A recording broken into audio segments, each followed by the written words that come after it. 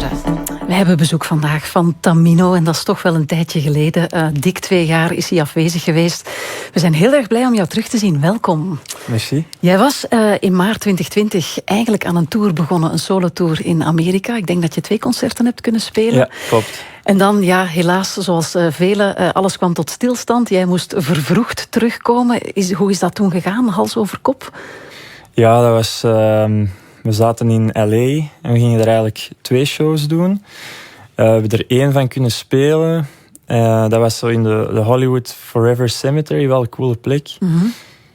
En ja, eigenlijk was het al duidelijk de eerste avond van...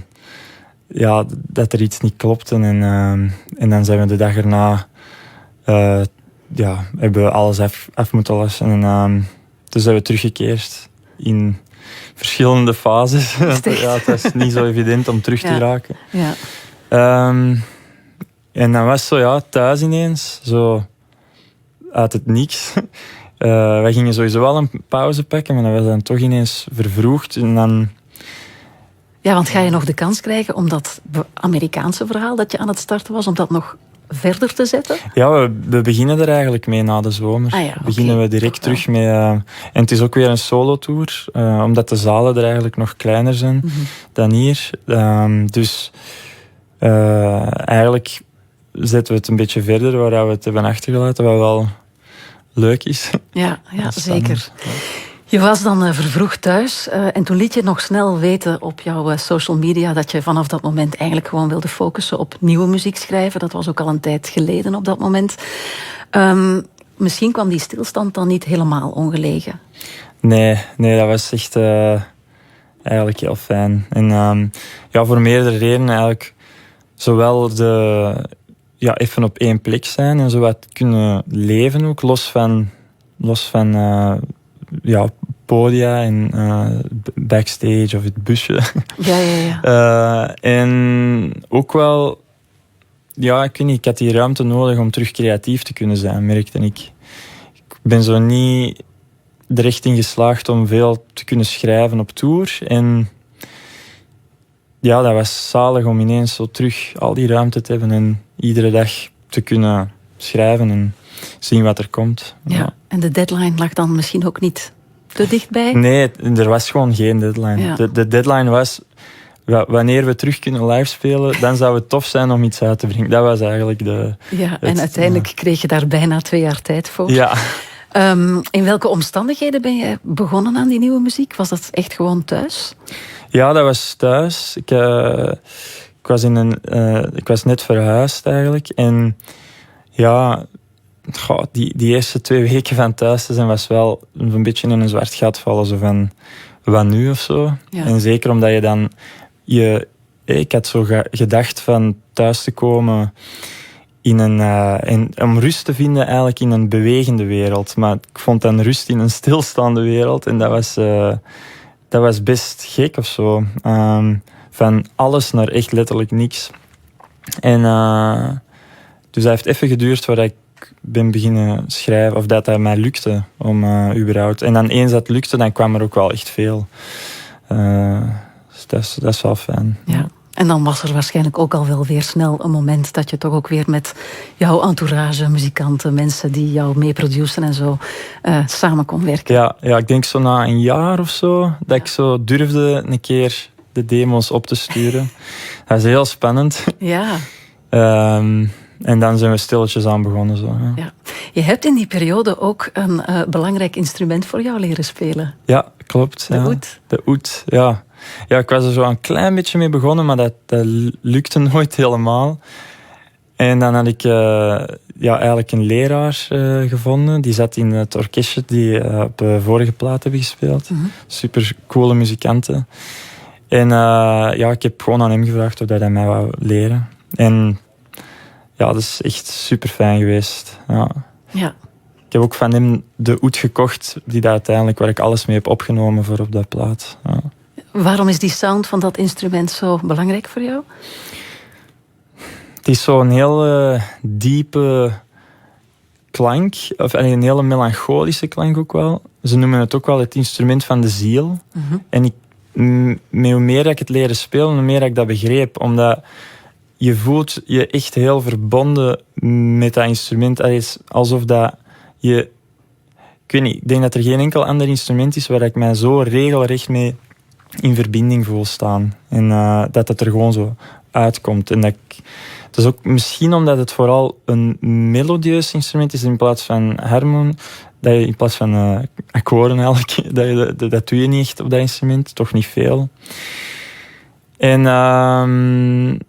ja, doordat dat dan vooral melodieën zijn, dus ik weet niet, en ook er staan geen frets op, zoals bij een gitaar. Dus dat wil zeggen meer vals spelen. Moeilijkheid. Ja, meer vals spelen, maar ook meer vrijheid tegelijkertijd. Ja, okay, dus, okay. Ja.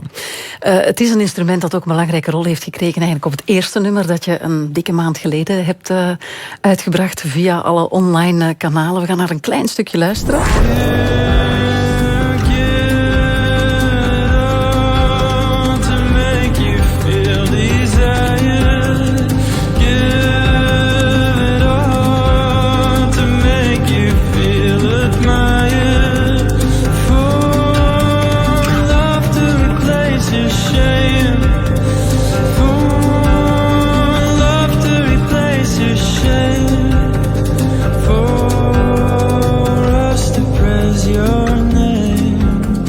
Het is een oneerbiedig kort stukje.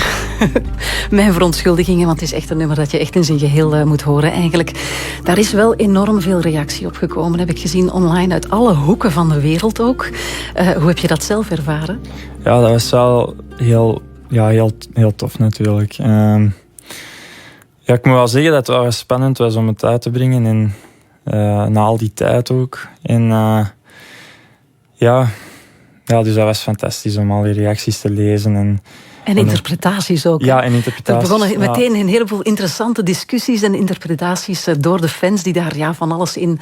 Niet alleen het geluid, het melancholische, maar ook in de teksten van alles zoeken. Ja. Zitten ze op het goede spoor? Want velen hebben het over toch de roem die in jouw leven is gekomen.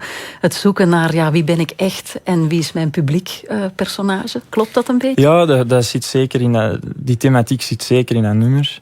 We hebben dat ook wel wat benadrukt in de clip en zo er veel symboliek in gestoken. En ik vond dat dus ook heel fijn inderdaad om te zien dat mensen allemaal zo theorieën hadden. En dat is leuk, want dat is hoe dat ik zelf ook graag naar clips kijk en zo zelf allemaal analyses maken. Dat is een ambitieuze clip geworden trouwens. Hè? Ja, het is wel wat werk. Nog eens een shout-out naar Bastiaan en Jonathan. Met heel veel figuranten ook. Ja, het is... het was ook shout-out naar alle figuranten en iedereen die eraan heeft meegewerkt. Dat is echt zot. Maar dat zit er zeker in. Ja, het is